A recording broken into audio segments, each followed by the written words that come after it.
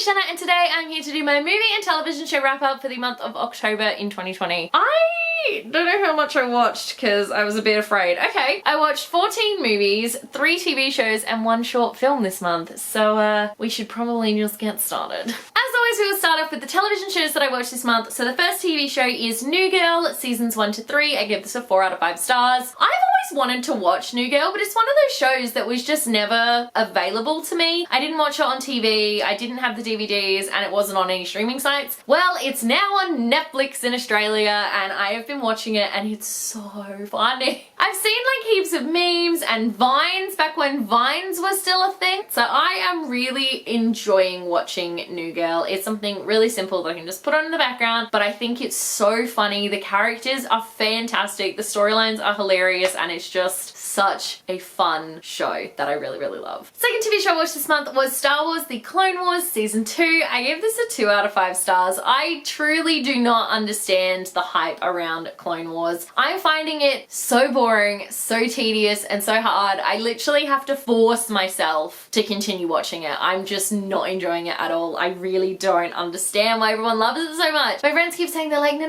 you have to make it to like season 4, that's when it gets good. I'm sorry, if you have to wait until season 4 for a show to get good, the show never should have made it to season 4 in the first place. Just saying. So yes, not a big fan of Star Wars Clone Wars, and I'm really disappointed that I'm not a big fan. I wanted to have finished it by the time Mandalorian season 2 came out, but like it was just so boring and so tedious that I couldn't. I really want to give up, but I can't. I need to continue. I need to know what's going to happen, but so frustrating that I'm finding it so boring. And the third TV show that I watched this month was the one that I pulled out of the tin, and that was season 1 of The BORGIAS, which I gave 4 out of 5 stars. I was pleasantly surprised by how much I enjoyed this show. I remember I went to a friend's house and she must watch these videos. If she does, hey Sarah. But yeah, she was sort of like, oh, tell me what you think of The BORGIAS because I don't know if you're gonna like it. And I was like, okay, no worries. And I was really pleasantly surprised. By the end of the season, I was hooked. I was really invested in these characters. I definitely think the show was a little bit on the slow side, and it took me a minute to sort of figure out what was going on, because obviously it's set in Rome back like really far from, I think it's set in the 15th century, so it's, you know, it's a minute ago, and it took me a minute to sort of figure out what was going on. But once I figured out what was going on, I was so invested. I was like, this is really clever and really good, and I really enjoy watching historical fiction. I hate reading it, can't stand it, but watching it I really enjoy. I'm just proud of myself that I now know how to say most people's names. It took me so long to learn how to say Cesare, and then Lucrezia,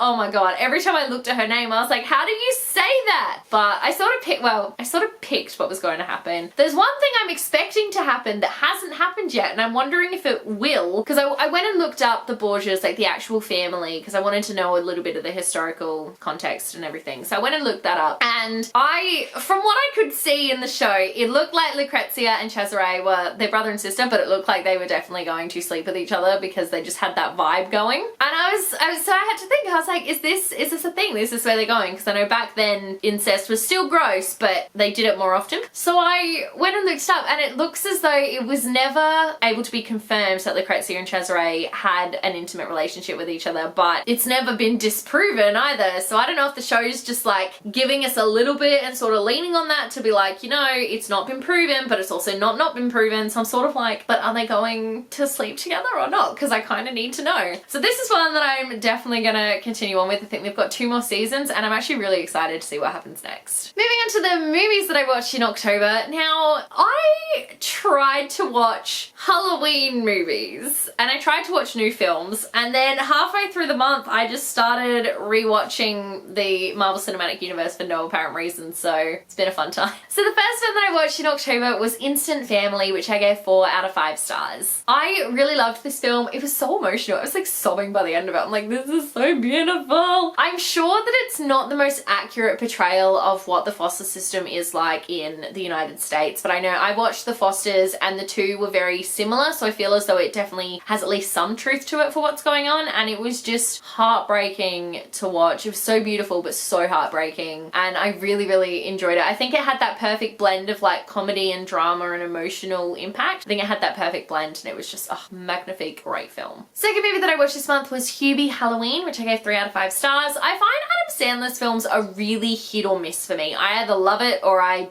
don't. And for this one, it was kind of a don't. Like, I was looking forward to it because I wanted to watch a Halloween movie that wasn't really like a super scary Halloween movie, and this one definitely fit the bill. But I struggled with his character and why he had to have that stupid accent. I don't know, I struggled. Also, has anyone else watched it? And is anyone else sort of like, the film was just a Disney Channel reunion? I mean, there were so many actors from Disney Channel in that film that it weirded me out, especially when we got to the party scene. Just everyone there was from Disney Channel, and I was just like, why are there so many of you? What's happening? But it was enjoyable. It's just a star-studded cast, and it's a very familiar cast of the people who always work with Adam Sandler. They always work together, and it was an enjoyable, fun couple of hours. Let's put it that way. Third film that I watched this month was Pride and Prejudice, which I gave 3 out of 5 stars. I've finally seen Pride and Prejudice, guys. I mean, how many times did I study it at school and uni and never watched the film? I didn't love it. My friends made me watch it. Well, they didn't make me watch it. We were scrolling through Netflix being like, what should we watch? And one was like, oh, what movies do you have on your list? And I went through my list and they're like, oh, cool, let's watch Pride and Prejudice. And I went, I have so many other films on my list, but sure. I think I nearly fell asleep during the film. I was so bored. I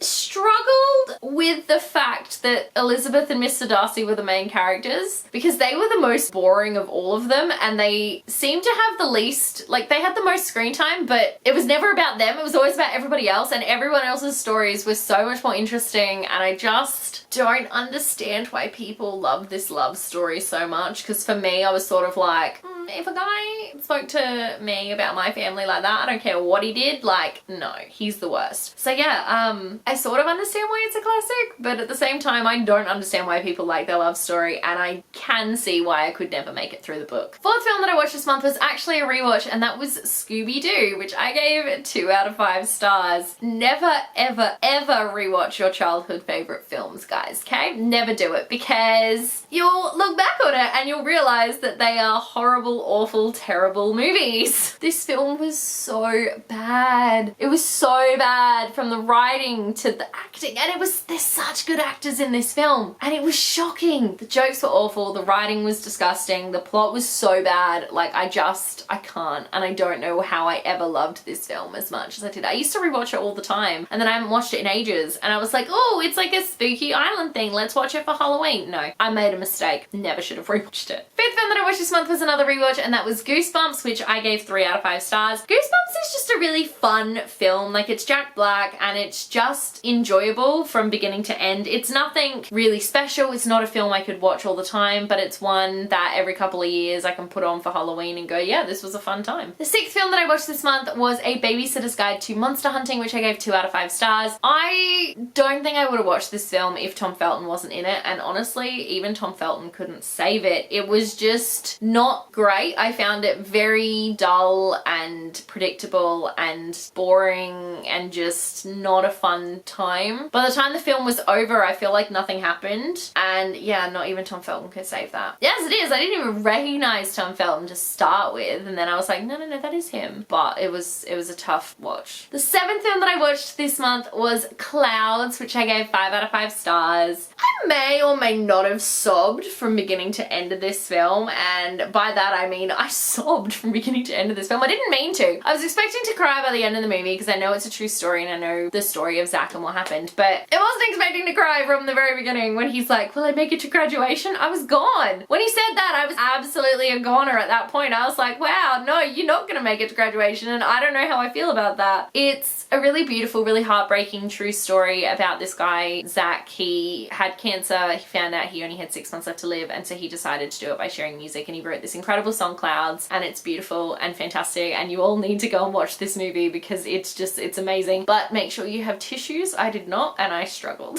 Movie number 8 was 13 Ghosts, which I gave 2 out of 5 stars, and this is one that my friends actually did make me watch, and it was horrible. It was such a bad film. I can't. It was so bad. And I spent the whole movie just being like, where do I know the main character from? The answer was he was Mr. Minion on Spy Kids. But it just wasn't a a good movie. Nothing got explained and it just was all around a really bad time, but my friends enjoyed it, so that was the main thing. We watched it for her birthday and she enjoyed herself, so that's the main thing. And then movie number 9 started my really random MCU rewatch. I'd watched Iron Man last month, and then yeah, this month I just was like, hey, let's watch Iron Man 2, which I gave 4 out of 5 stars. I absolutely take no responsibility here. It just happened. I just was like, hey, let's watch Iron Man, and then we went on from there. Iron Man is not my favorite of the Avengers, and the films are definitely not my favorite, but Iron Man 2 I do enjoy as a start to the MCU, but that's pretty much it. And I forgot to watch the end credits scene, which really depressed me because end credit scenes are life. Movie number 10 was another rewatch. That was Thor. I gave this one a 3 out of 5 stars. This is easily for me the weakest of all the Thor movies, and it is definitely on the weaker side of the MCU, but I have a really soft spot for the Thor movies in my heart because that film is actually the first MCU movie I ever saw, and I'm really grateful that it is, because then I went and saw the Avengers, so I at least knew who Loki and Thor were. Everyone else I was like, I have no clue who any of you people are, but I knew who the bad guy was. That was what was important. 11th film that I watched was another rewatch. That was Captain America: The First Avenger. I gave this one a 3 out of 5 stars. Again, it's not a film that I absolutely love, and I think it's the weakest of all the Captain America movies, but it's still a really fun film and a really nice introduction to Steve Rogers, and then we bring him into the future, if you will. 12th film that I watched this month was another rewatch, and that was The Avengers, which I gave 5 out of 5 stars. I've not actually watched the Avengers film in a really long time, and I love it. I think it's a fantastic team-up film. It really does. It helps that we were introduced to everybody beforehand, so bringing them all together didn't feel weird. It felt really organic and really well done, and having Loki as the bad guy as well I think is something that really helped, because it was a villain that everybody was familiar with, and it wasn't like you were trying to introduce too many people at once. This one was, everyone was sort of introduced, but now we're introducing you in the context of each other and seeing how they all interact with each other for the first time. So I really love this first Avengers film. I think it did something that changed film a lot, because obviously it was a pretty big deal to have all these people together, and I think it definitely set the tone for the rest of the MCU going forward. 13th film that I watched was another rewatch, and that was 17 again, which I gave 3 out of 5 stars. I have not seen this film in years, and yet I recognized all of the scenes from the trailer, so I must have watched the trailer a lot when I was younger. It's a great film. It's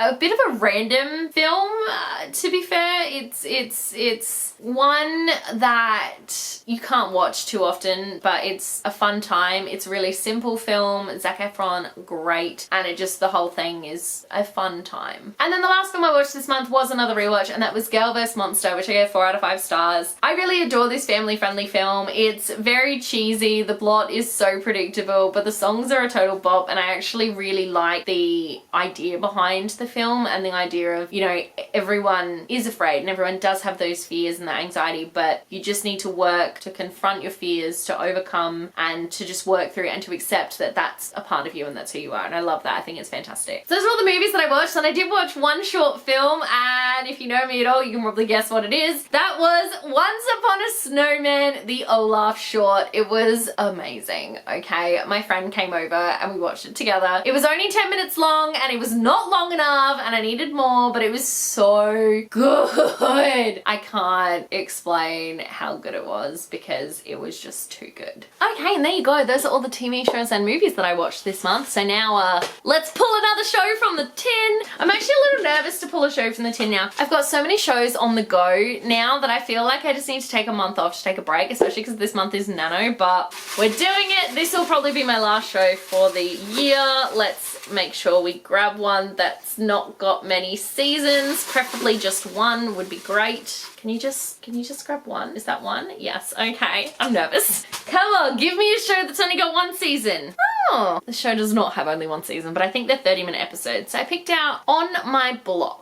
On My Block, I think, is a Netflix show. So there are 3 seasons to On My Block. Awesome. Love that. Oh, but they are 30-minute episodes. Yes. Okay. So On My Block. 4 smart, funny, and street-savvy teens find their lifelong friendship tested by the obligations and limitations of their rough Los Angeles neighborhood. From local gangs to buried treasure, first loves to quinceañeras, Monts, Ruby, Jamal, and Caesar will need to have each other's backs to make it through high school. Oh, okay. Yeah, I'm into that. I'm keen for that. It's short, it's a great time, and I think it'll be an easy one to watch. So there you go, those are all of the movies and television shows and the one short film that I watched in October, and also I rewatched Julie and the Phantoms, because of course I did. Thank you guys so much for watching. Let me know in the comment section below what you watched in the month of October, or if you've seen any of the films and TV shows that I watched, because I would absolutely love to know. If you like this video, be sure to give it a huge thumbs up, and don't forget to subscribe to my channel so you don't miss a thing. Stay random. Bye.